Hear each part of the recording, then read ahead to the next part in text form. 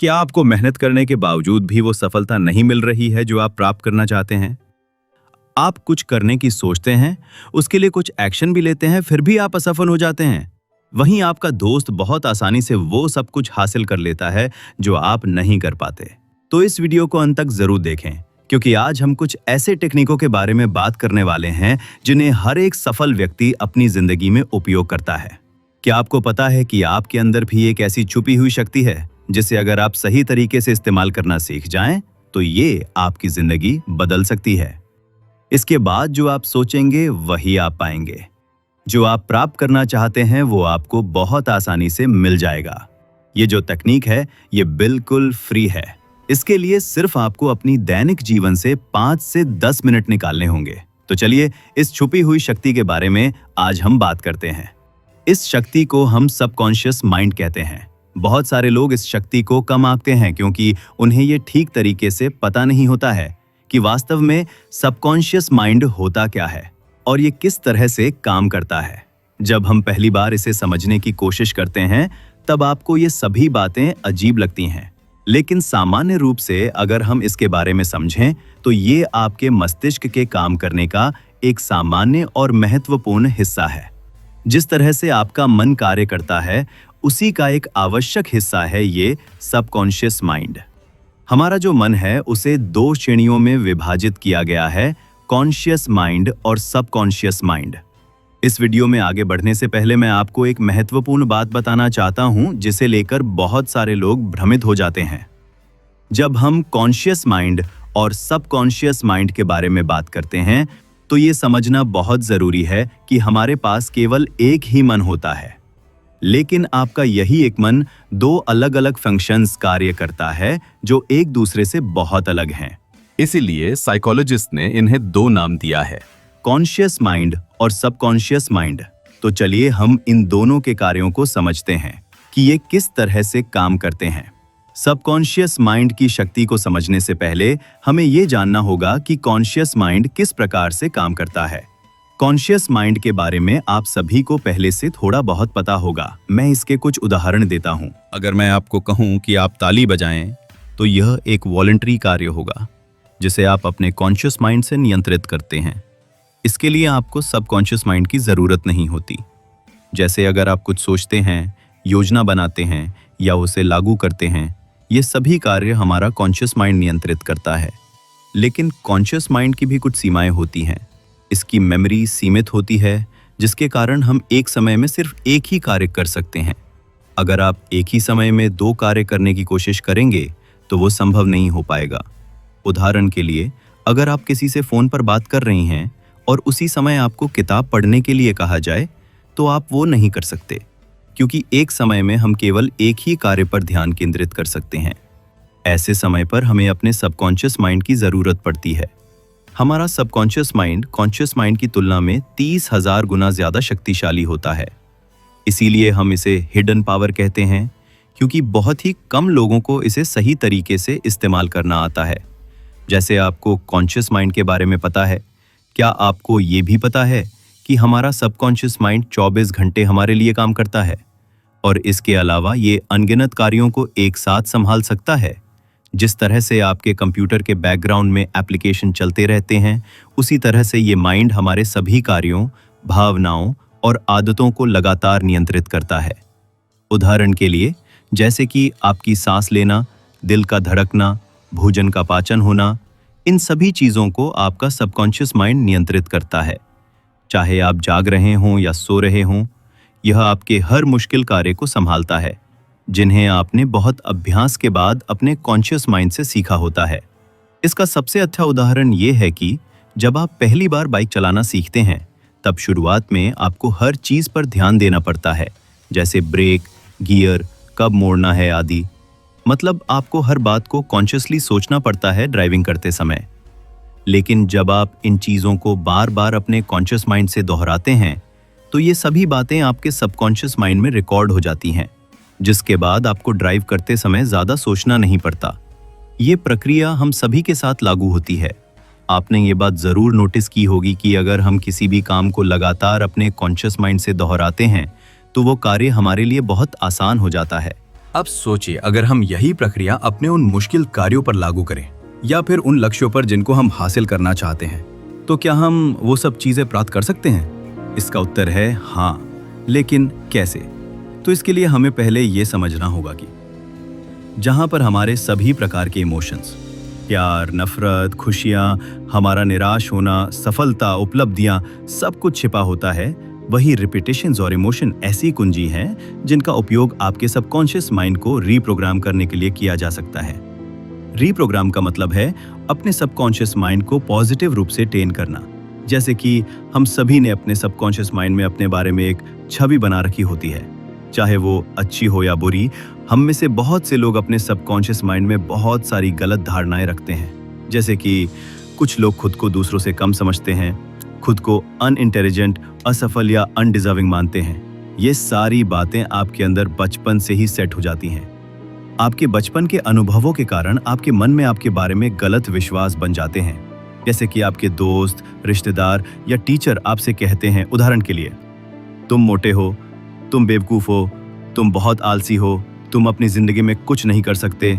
जब ये सब बातें बार बार इमोशन के साथ कही जाती हैं, तो ये सब आपके बचपन से ही आपके सबकॉन्शियस माइंड में प्रोग्राम यानी सेट हो जाती हैं। तब आपका सबकॉन्शियस माइंड मान लेता है कि ये सभी बातें सच है। इन्हीं गलत विश्वासों के कारण हम कभी कामयाब नहीं हो पाते। हम इन नेगेटिव बिलीफ्स को पूरी तरह से मिटा तो नहीं सकते, लेकिन इन्हें पॉजिटिव बिलीफ्स से बदल जरूर सकते हैं। जब आप इन गलत नेगेटिव बिलीफ्स को पॉजिटिव बिलीफ्स में बदलते हैं, तब आपकी रियलिटी भी बदल जाती है। उसके बाद आपकी सारी गलत धारणाएं पॉजिटिव विश्वासों में बदल जाती हैं। फिर आपको सफल होने से कोई नहीं रोक सकता। यही है वो हिडन पावर आपके सबकॉन्शियस माइंड की, जिसे आप अपने जीवन में अनुभव कर सकते हैं। लेकिन सवाल है, हम अपने सबकॉन्शियस माइंड को रीप्रोग्राम कैसे कर सकते हैं? असल में इसके लिए बहुत सारे मेथड्स और तकनीकें हैं, लेकिन मैं आपको इस वीडियो में सबसे आसान, सरल और सीधे तरीके के बारे में बताऊंगा, जिससे आप अपने सबकॉन्शियस माइंड को रीप्रोग्राम कर सकते हैं। यह तरीका इतना आसान है कि बहुत से लोगों को इस पर डाउट होगा कि क्या यह वाकई काम करेगा।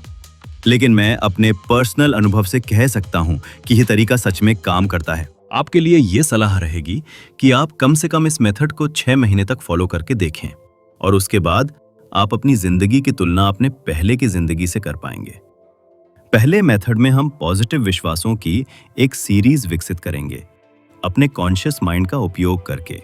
इस प्रोसेस में हम आपके नए जीवन को डिजाइन करेंगे कि आपको अपना भविष्य किस तरह का चाहिए। हम उसे डिजाइन करेंगे। आप आने वाले कुछ वर्षों में क्या क्या हासिल करना चाहते हैं, वह सभी चीजें हम उसमें शामिल करेंगे। इसके लिए आपको एक पेन और पेपर लेना होगा और वह सभी बातें लिखनी होंगी जो आप सच में अपने जीवन में प्राप्त करना चाहते हैं। आप इसमें सब कुछ शामिल कर सकते हैं, जैसे कि आपका करियर, वित्तीय लक्ष्य और फाइनेंशियल गोल्स। आप जिस तरह का लाइफस्टाइल चाहते हैं, हम वो सब चीजें डिजाइन करेंगे। अब आपके मन में ये सवाल आ सकता है कि हम इसमें कितनी बातें शामिल कर सकते हैं। शुरुआत में आप 6 से 12 अफर्मेशंस शामिल कर सकते हैं। जो आप पाना चाहते हैं वह सब लिख सकते हैं। उदाहरण के लिए, मेरा एक सफल बिजनेस है, मैं आर्थिक रूप से मजबूत हूं, मेरी सेहत बहुत अच्छी है, मुझे एक्सरसाइज करना पसंद है, मैं फिट हूं। ये तो सिर्फ कुछ उदाहरण हैं। आपको अपने अनुसार अपनी बातें लिखनी होंगी। मान लीजिए आपका वजन ज्यादा है, तो आप यह कह सकते हैं, मेरा वजन हर हफ्ते कम हो रहा है, या मैं फिट होता जा रहा हूं। जो भी आप लिखेंगे वह ऐसे तरीके से लिखना है जैसे कि आपने वह सब पहले से ही हासिल कर लिया हो।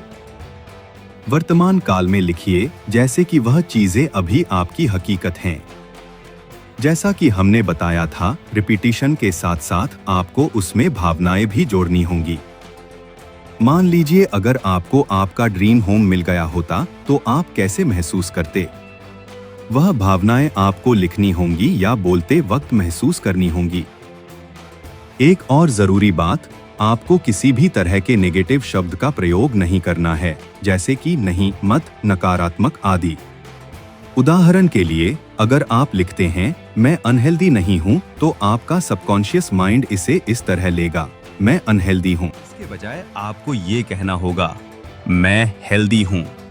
एक बार जब आप अपनी सारी अफर्मेशंस की लिस्ट बना लें, तो दूसरे स्टेप में हम उन सभी चीजों को अपने सबकॉन्शियस माइंड में इंस्टॉल करेंगे।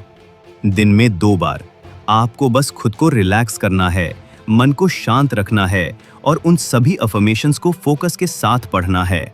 पढ़ने के बाद आपको ये विजुलाइज करना है कि आपने वो सब पहले से ही प्राप्त कर लिया है।